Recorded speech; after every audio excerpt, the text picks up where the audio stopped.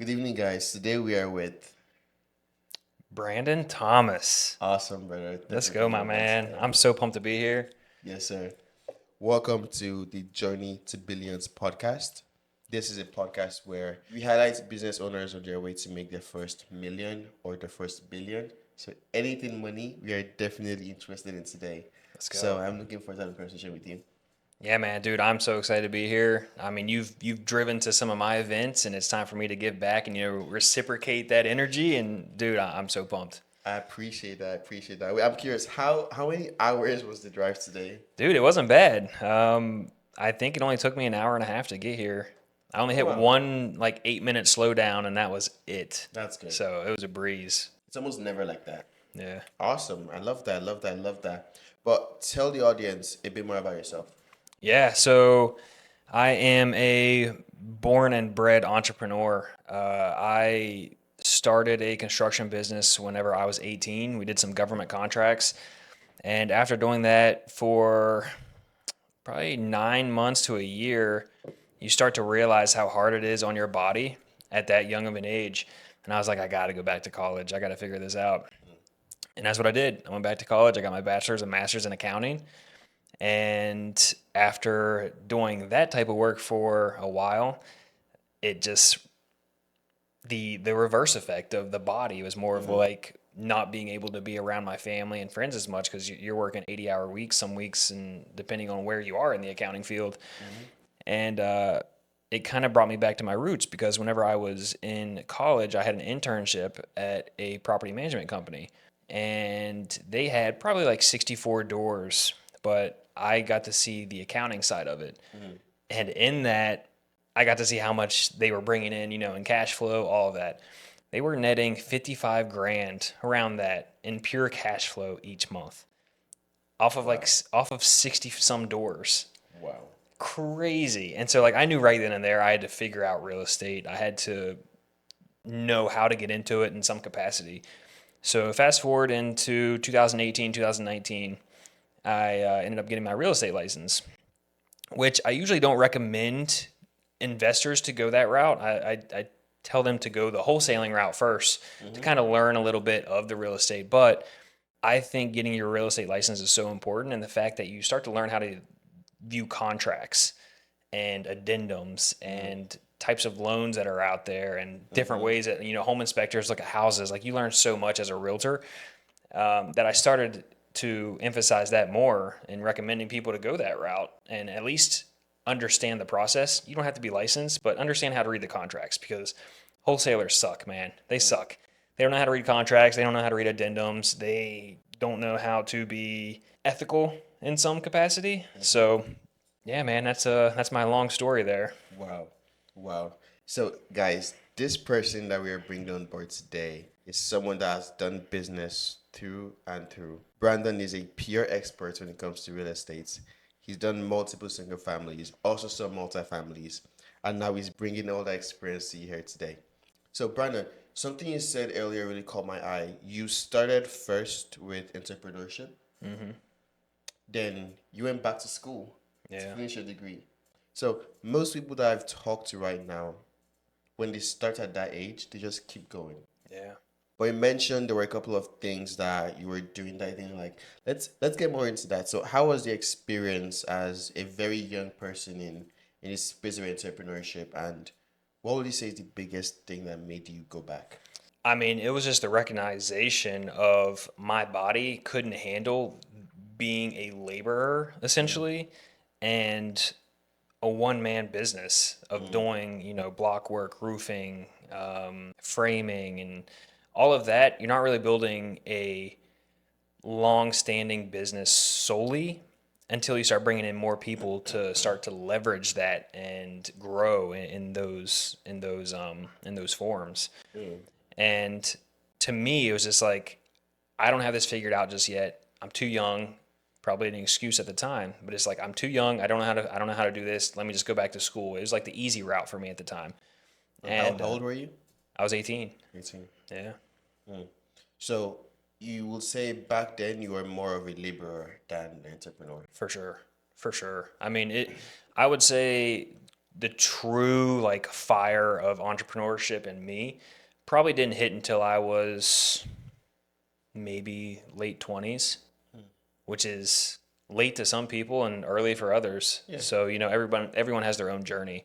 of course. And I learned so much going through what I had to go through, learning the hard way whenever I was 18, to going through college and understanding the accounting, side of things. And I feel everything happened for a reason, because even today, we have multiple businesses, and I know how to accurately bookkeep and keep track of those things, and then I don't have to have that expense, down the road, because it takes me 5 minutes at the end of the day just to go through and, click some buttons and we're good to go. Yeah. So it was something that took, 5-6 years to learn in college, but now it's just like a little addition to our business. It saves us Yeah. money.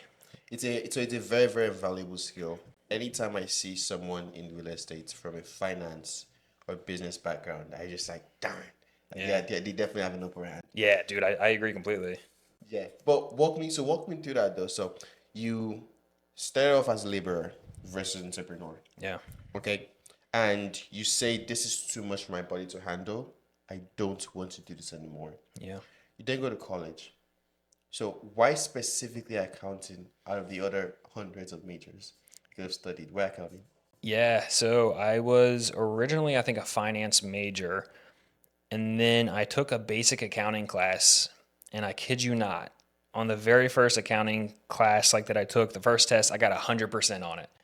On the very What? first test. And I'm like, all right. I was like, maybe this shit's pretty easy. I don't Wow, know. So okay. so I immediately made the switch, and it was just that's what I did. Wow. And just to be clear, guys, there was no AI back then. It was purely this. Yeah, it was pure that, man. There was nothing close to AI. I love that. Wow. Okay. So you then do accounting because you had a natural gravitation towards that. Yep. And the next 4 years. So walk me through the next 4 years. Were you still planning to get back into entrepreneurship? Even though you did say your entrepreneurship fire didn't spark until you were in your late 20s. But did you do anything entrepreneurial all through the 4 years in school? No, I don't think I did. Actually, you know what? I do take that back. I did a lot of like weightlifting and stuff through college, and I did have a few supplement companies reach out to me and wanting me to, you know, they give you the promo code. You go and hustle our products, and you get some sort of commission off of it. So I guess you could say I did a little bit of that. I definitely had some promo codes and made a little bit of money, but I wouldn't call that really, dream chasing or anything like that in the moment. So affiliate marketing.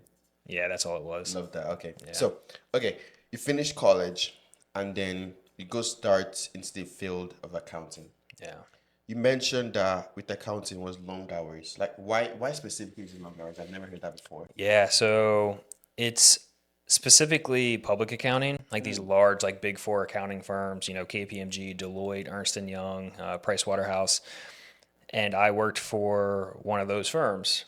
And they are just essentially known for just absolutely grueling hours. It's called the busy season. Wow. And yeah, man. I mean, I tell my wife now, there was times where I was working 2 a.m., 3 a.m. in the office, and then I would have to be back in the office by like 7:30, 8 a.m. the next day whenever I left. Yeah, dude, it was nuts. Wow. Yeah, so I wanted to get away from that. I mean, the people who stick in that kind of field, I don't know how they do it with like raising a family and trying to have the time to do other things. No idea. I'll never figure it out, and I didn't want to know. So see ya. I mean that makes sense. So when it comes to the hard work, I completely relate to the hard work. I think it's passion. Yeah. But my question is, for all that hard work, was the pay comparable to the hard work? It was. Yeah, it was. I mean, you're making six digits, we'll say, to do all that. It's salary, it didn't matter if you're working 40 hours or, 120 hours, like it didn't matter. You're still getting paid the same. But yeah, I mean, it was a lot of learning like going through those times for sure. I mean, and at the time I was single, I didn't have a family, so it was like, you know what, I can just put this grind in, it doesn't matter. Yeah. Looking back at it, I wish I would have found real estate earlier in in my career because I would have house hacked for sure, 110%. I would have house hacked every single thing that I did. And I know that like my life and like my portfolio would be completely different if I'd have found real estate earlier. Completely understand that. Awesome. So now we're in a 9 to 5 job, more like 9 to 9. The hours sucked, but you are learning as well. You are working with things you already learned back in college. So, my brother, walk me through the journey. How was things from there to when you bought your first property and Yeah. came into real estate? Yeah. So, I mean, I definitely got my real estate license and used myself to buy our first property, which was just a single family house. Where? It's in Maryland. It's, 2 hours Nice. away from here almost. Um, but yeah, I wanted to be able to say that, I did everything from start to finish. I wrote this contract. I negotiated this contract. I got us the house. And that was my first property that we bought traditionally. And then probably a year later, we bought a 5 unit, then a 10 unit, and then we bought a triplex recently. And then we've done a bunch of flips. And I mean, we're under contract right now for 16 other units. 17 technically. We have another flip that we're about to roll out. So Wow. it's nuts, man. It's nuts. Wow. It went 0 to 100 really quick. Wow. Wow. Wow. Got you. So, walk me through the timeline right now. When did you buy your first property? It was 2020, I think it Okay. was. So at the time, were you still working your accounting job or you were Yeah. off? Yep. Still working the accounting job. Awesome, awesome. Yeah. How about when you bought your next? So your first property was 1 unit, then number two was a 5 unit, which is crazy. Yeah. I love that. Yeah. So were you still working your accounting job at the 5 units? Yeah. Yeah. Wow. And the 10 unit. And then the 10 unit as Yeah. well. I mean, anybody who tells you that you can go and buy, 15, 20 units and retire from them, dude, it's gonna be rare. It's gonna be super rare. The numbers just don't always work out that way. Like if you underwrite a property and you have even $2,000 or $3,000 a month in cash flow, like around here, that's not a lot to live off of, man. True. That's not a lot to live off of, just cash flow. So, um, no, I kept the 9 to 5 for a long time. I even still have a part-time contract today that I do just to help pay the bills. I mean, Respect do that. I need it? No, I don't need it. But it's nice to fall It's back nice to on fall and back on. just to have that that passive income coming in.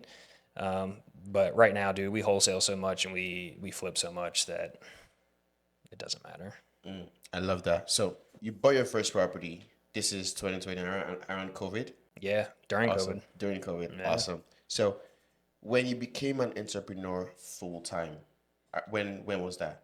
Probably whenever I met my business partner Andy was whenever we really just kicked it off. I mean, we had a full blown like sales team, acquisitions. I ran dispositions. Um, yeah, man, we went to 0 to 100 probably last year. Last year. Is when it really started kicking off, Awesome. and then we just had a rocket ship year this year Wow. for sure. Wow. So walk me through your first year. One thing that most entrepreneurs don't know is your first year in business is always not the best.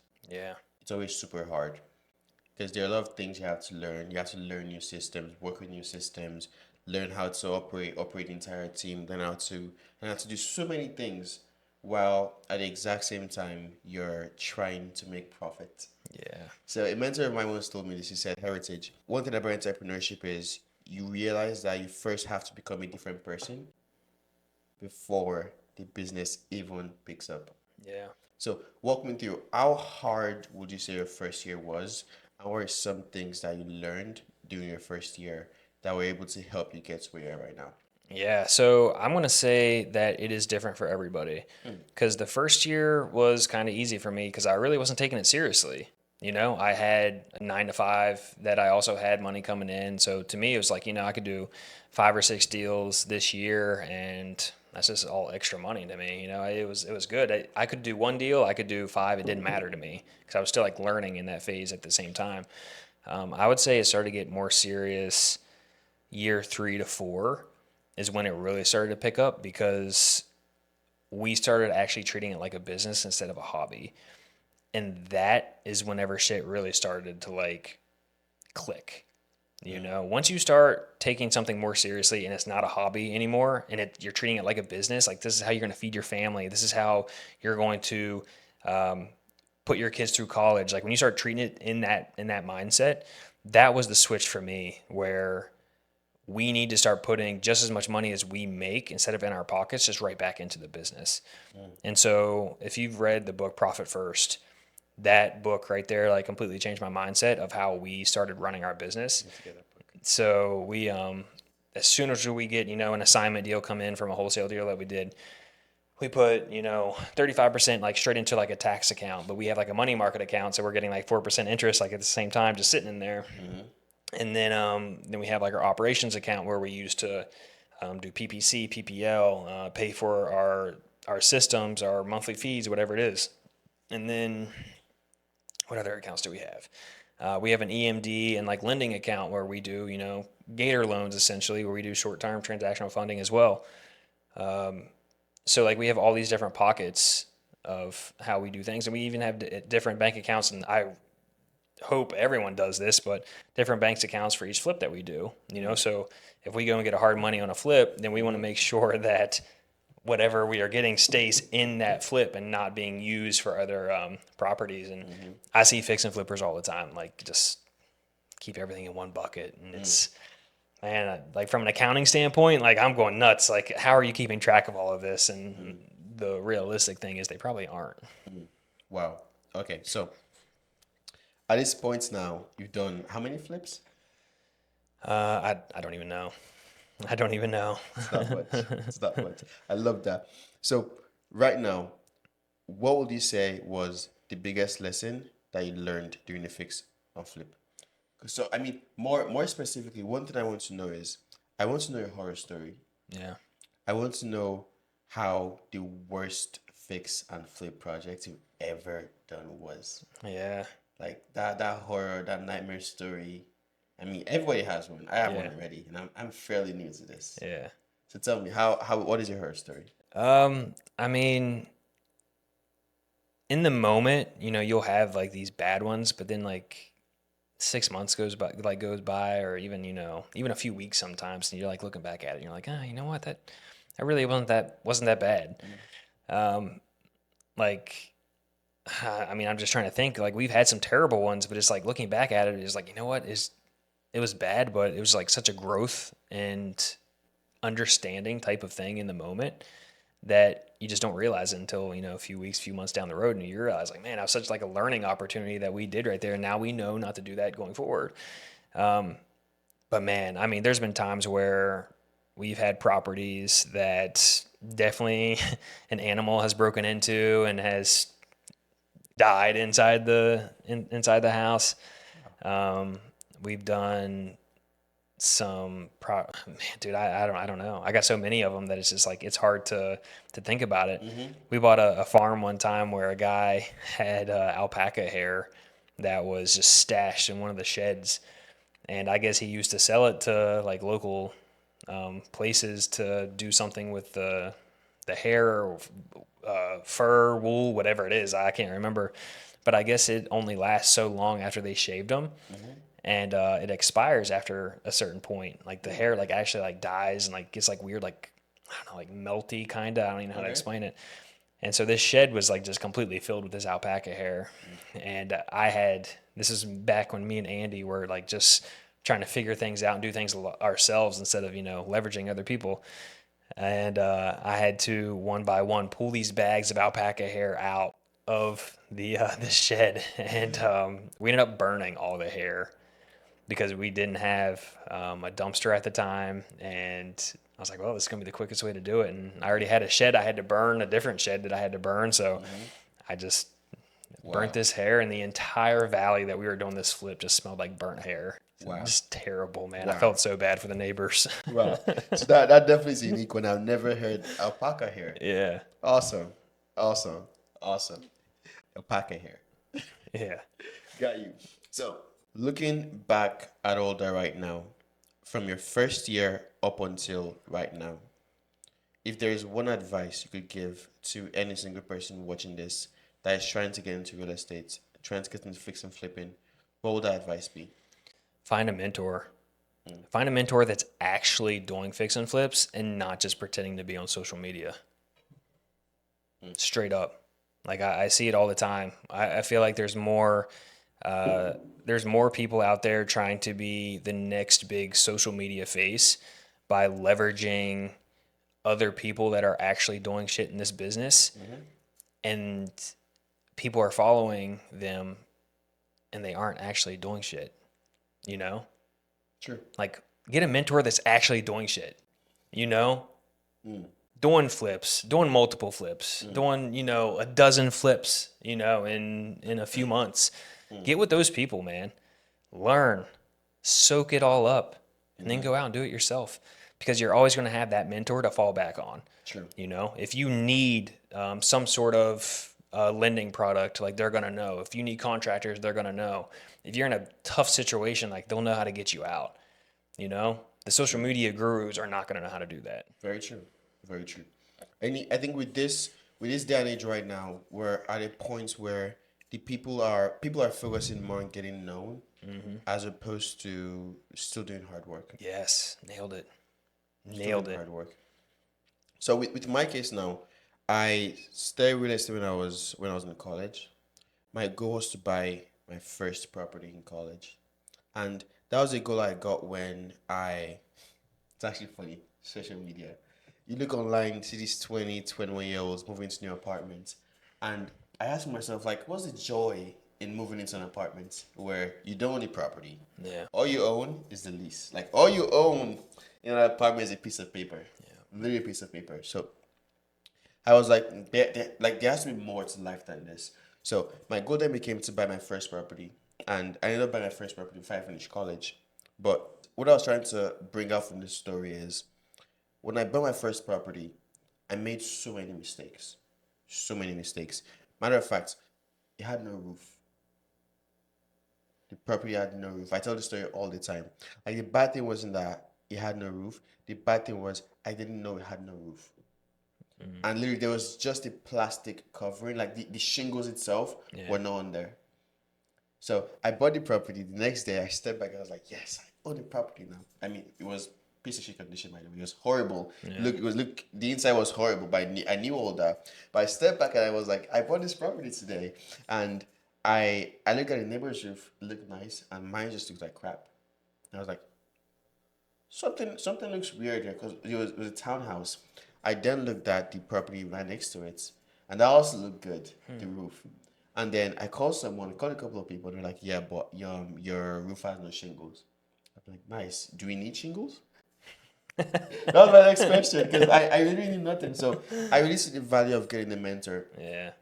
And it was around that time that I bought into this community as well, Sub 2. And I bought into that community, and I was able to learn so much more. But the value of having a mentor at that point in time could have saved me like $10,000. Yeah. So guys, get a mentor. Yeah, man. And like a quick plug, real quick, if you don't mind. Like you just said, like having a mentor like would have saved you like $10,000. Like me and Andy, my business partner, we are doing this. Like this, not even a mentorship program. Like you can do fix and flips with us, and we have like these different packages, and one of them is $10,000, and you can buy in, and you can literally do a flip with us and learn everything, our systems, processes, how we negotiate with the contractors. You can get access to our contracts and all of that, and that's just one level of our program. So we like to give back to people, and we want to see people doing, the right thing the first time and not having to, Yeah. realize that they bought a house with no shingles. You know what I mean? Yeah. Like, yeah, man, we're trying to help people as much as we can. I need to do flip with you. Yeah, I dude, need to come do on flip out, with you. man, come on out. So my question is with these flips, so do you normally get permits for these flips or you don't? It, I mean, Baltimore City, yeah, dude, you gotta get permits. I hate that. Yeah, it sucks. It Brandon, I sucks. hate that so I much. know it's terrible. Like, so right now, I'm in this one deal. I've been in there for 6 months. It's a small house, 1,200 square feet. And we just passed our HVAC permits like 2 days ago. Yeah, We just got approved from the inspection. We've had electrical, we've had plumbing. And for every small thing, these inspectors, they're either pushing us out more further, they're either rescheduling us, or they're either just failing us of the smallest thing. And then it becomes a feud because the contractors spend all this time doing all this work, and I spend all this money doing all this work. Yeah. And what we're telling them, like, this is a very small thing, like, we can just pass this right now. Like, it Yeah. doesn't have to be a big issue. Yeah. But this, normally, if I was doing this without getting permits, would be done in 2 months. Oh yeah. Like, 2 months it's even generous. Dude, we just did a full gut in 25 days, How big was the property? 1,800 square feet. This is 1,200 square feet. This Yeah. is small. This is a tiny Yeah. house. For 6 months now. This is seventh month now. That is crazy. Getting the permits was hell. After getting the permits, getting the inspectors to come inspect the freaking property was hell. Yeah. And right now, it's just basically bleeding money Yeah. at this point now. And so, when you want to do projects in a city like Baltimore, Yeah. for example, where permits is hell, like they make life hard for you. Yes. Yes. How do you go around that? What do you do, or do you just stay away? We wholesale. we wholesale those in Baltimore City. Um, Straight up, yeah, dude. We're not flipping in Baltimore City. I mean, it's sad, dude, but like I feel that is a strong piece of why a lot of Baltimore looks the way it does, is because a lot of investors don't want to put the time in and effort whenever they have these barriers of inspectors and all that are coming and making your life way harder, when if it were 30 minutes down the road, it would have passed the inspection no problem. You know what I mean? Like up our way, like if you got like a big septic or a new electric panel going in, like yeah, dude, that's got to be inspected. But I mean, you said like plumbing and all that, like a lot of that stuff, like it's just a swap out. Plumbing's already there, and you're just changing the material. Like, why does that need to be inspected to make sure it's up to code whenever you have a licensed professional doing it? Shouldn't the licensed professional know this is up to code? I don't know, man. It's something else. I could rant, and I, I I could also be, I also could yeah, rant. and I could be completely wrong. I'm not a plumber, that knows these things, but yeah, man. I mean, this is just we're very picky on our flips, and we know where we do best at, and that's what we stick to. Awesome. Hey, better. That makes so much sense. Yeah. So right now you're at this point where you've had more experience than you started with, and you're doing projects, you're doing flips, you're doing wholesales. What does the next step look like for you? That's a great question. I mean, we're gonna keep giving back as much as we can, just because we believe that the more you give, the more you receive, and we've already seen that firsthand, and not even trying to to get anything back, but whenever we just give, it just naturally comes back. And so it's became more of like a motto for us. It's not officially a motto, but we know that the more people we help, the more it comes back to us. And that's what we've been doing, man. So we're just trying to make it on a large scale, and that's why we're starting this flipping, say mentorship course, whatever you want to call it. But you're literally walking with us, being handheld on flips, and we're there to take all the risk. Like you pay into our program, we're buying the properties, we're paying for the rehab costs, we're paying the closing costs, we're managing the contractors, like we're doing it all, and you just get to see it, and you get paid from the profits In from real these time. flips. Yeah. That's so valuable. Yeah, dude, super valuable. So, kind of segueing towards the end of this podcast episode right now, there is something you do that I like so much, and that is called social media. So, help me understand, what has been the biggest addition that social media has brought to your business so far? I would say just a nationwide like referral basis that we've gotten. People bring us deals all the time, and we have people who want to be doing deals with us. Um, I mean, that's how we found two of our like VA cold callers were through social media. Wow. Like they just hit me up in my DMs and were like, "Hey, like we're a cold caller. We used to work for this company. They let us go. Would you bring us on?" And like we just kind of went from there. And they did great. They worked for us for almost a year until we kind of like branched off from that marketing. But yeah, man, we've gotten so many JV deals just from social media, and you can see like I've like completely paused my social media. I have not been active at all, bro.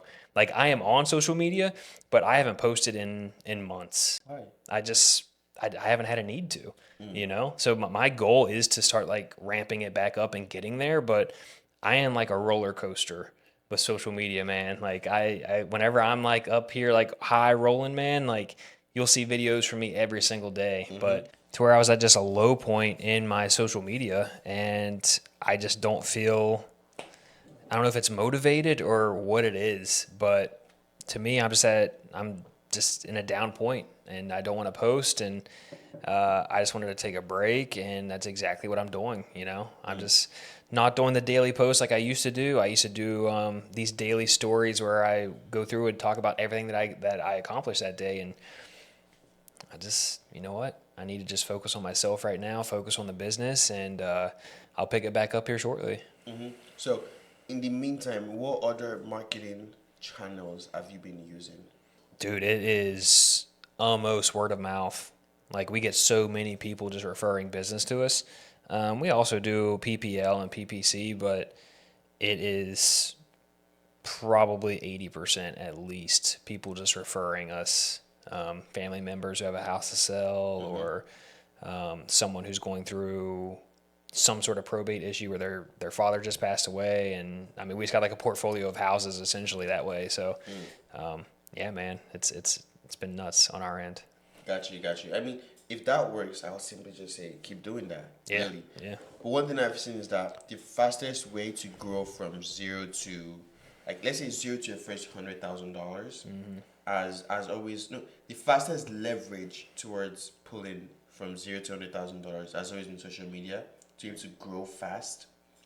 But when you get to a point where your business is already established, you spent a couple of years in the industry, you do have a track record already, and you have people that already know your name, your face, they know that can trust you. So that way it gets easier. But one thing I've seen as well is that for people to get to the next level, because eventually as business owners, we always try to do the most highest leverage thing. And some of the clients I work with right now, they go on speaking engagements, for example. They get paid $10,000 per hour to speak, $5,000 per hour, $2,000 per hour, and building a brand for them has always been the things that get them into those rooms. So I always tell people that I work with, see building a brand as like an investment account, and you keep putting into it small by small by small, and eventually the payoff is so large you're like, what? Yeah. So one thing about content is that people that I've seen that are able to do the most and do the best with content are the people that are able to outsource a good portion of it. So there's the ideation, which is what do you post? There's the scripting, which is how do you turn that idea into a script? There's the filming, which is how do you record yourself saying the script? Yeah. There is the editing, which is how do you make this into a scroll stopping video, make it look nice? The effects, the captions, the B-roll, all this Right. stuff. And the posting, which is how do you post that on multiple platforms? So you're omnipresent on Yeah. social media. Yeah. So people that I've seen that are able to win these days are people that are able to outsource at least two out of those five things. So for me right now, I post around 8 to 10 times a day on my platforms. I'm able to outsource the editing. I don't edit any of my nice content. Shout out to my team for helping me out with this. And then the posting as well. I don't post any of my content myself. I've built SOPs systems for my team to be able to handle all these things for me. And right now as well, I'm also working on outsourcing my ideation because I've been editing content for the past couple months, like day in day out. I really do this. Like I spend at least like 30 to 50 hours every single week editing content or scripting content or recording content. Yeah. So I've built SOPs now. I'm building SOPs now when it comes to editing content as well. So that my team member do all that for me. And all I simply have to do is sit down and record. Yeah.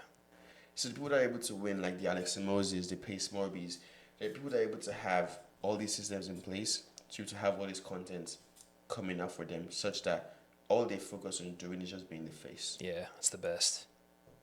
That's the So best. if that like literally happens, like you could spend 2 hours every single week making content, Yeah. and you get the exact same output as someone that is trying to spend 20 hours making content. Yes, for sure, dude. I love it. I love what you're doing, man. Like you got some big things growing, and I'm super proud of you. Cause like I've known you since you first like joined Sub Two, and dude, you've always been like this young, hungry, freaking hustler, bro. And like I always knew you were gonna make it, and it's so like I can't even think of the word. Like it's so nice to just see like you putting the work in, and I'm just so proud of you, bro. I really appreciate that. Like we're just starting. We're Yeah. just like it's just one thing I've seen is that the people that are doing better than you right now, and this is like my own personal learning, the people that are doing better than you right now, they're not smarter than you. Like high chances are, I mean, are they smarter than you? Maybe yeah, maybe not. They're not smarter, they're not funnier, they're not luckier, they're not unique. Yeah. They simply do more volume. Yeah. They simply do more volume. I mean, I've learned this firsthand. Where like there's one girl on Instagram that she has a massive following, like 850K followers. I was like, this guy has a nice following, and then I was going through her content one time. Guess how many times she posts on just Instagram? She posts 7 times in a day, and I'm like, okay, no shit. Like no actual shit. Like no wonder you're this good. Yeah. No wonder you're this far. Yeah. They simply do more volume. Like Yeah. people underestimate the amount of volume it requires to actually get something tangible. Yeah. Especially young people, because they don't want to work. Yeah. Like consistency and volume has always been the one thing that I tell myself, heritage. If I do nothing else, like if I'm not innovative, if I'm not creative, if I'm not like if I'm not unique or a lucky star, Yeah. if I choose to be consistent in anything I do, eventually it may take a long time, Yeah. but I will win. Yeah. For And sure. that's For the sure. mentality. Yeah. I love it, man. Dude, like I said, I'm here for your journey, man. I love to watch you grow, and I've seen you grow already. I So I appreciate know that. we're just on the bottom floor of this elevator, man, and there is no limit to where you can't go. I appreciate you, brother. Thank you so much. Yeah, man. So, kind of looking at the next 10 years. Yeah. So, in this podcast, Journey to Billions, our goal is to highlight people on their financial journey. So, paint the picture for me better. How do you see yourself and your business in the next 10 years? And how are you preparing for that right now? We are building a program to give back to other people, and I think that will play a huge part in what we have going on in the next 5 to 10 years. With us partnering with these people who are coming in and joining our program, we know that they are going to have deals that they're going to need help with in some capacity, and we want to be there to be able to help them. So if we are their first go-to people to help them in their own deals, that's just going to help us as like one less deal we got to go out and look for us to flip, and we also get to help them do their deal as well. So that is definitely going to be a huge part of, we'll say, leads in our fix and flip business, but we're buying large commercial properties as well. We're going to continue scaling apartment complexes. We're looking at starting another GC company. We already have like 4 to 5 crews that do our flips for us. Like we can have 4 to 5 flips going on at the same time. So we're just going to continue scaling, man. Like we have people coming to us wanting to do businesses, ideas, and like all this other type of stuff. Yeah, man, it's a day at a time. Because like if you rush it, it's not going to work out. But Sure. if you just slow roll it and let God and other people just guide it for you, like it all works out. Brother, the sky genuinely is the starting point. Yeah, I love that. yeah, man. So, wrapping up this podcast right now, how and where can people find you? So you can find me on pretty much any social media platform at Brandon Thomas Official. That's YouTube, Instagram. I think I even have the TikTok. I don't post on TikTok. I'm getting there, guys. I'm trying to get there. But yeah, pretty much you can find me there. If not, shoot me an email at brandon@cashtoclose.net if you want to really make it personable. Same with sliding into my Instagram DMs. I'd say that's probably the 2 best ways for me to respond. So I'm looking forward to meeting new people and helping you grow. And if we can help each other, then even better. Awesome. Hey, Brandon, thank you for coming on this episode of the Journey to Billions podcast. I really appreciate you. My man, happy to be here, dude. Anytime. I'll Yes, be sir. on the next one. Yes, sir. Let's do it.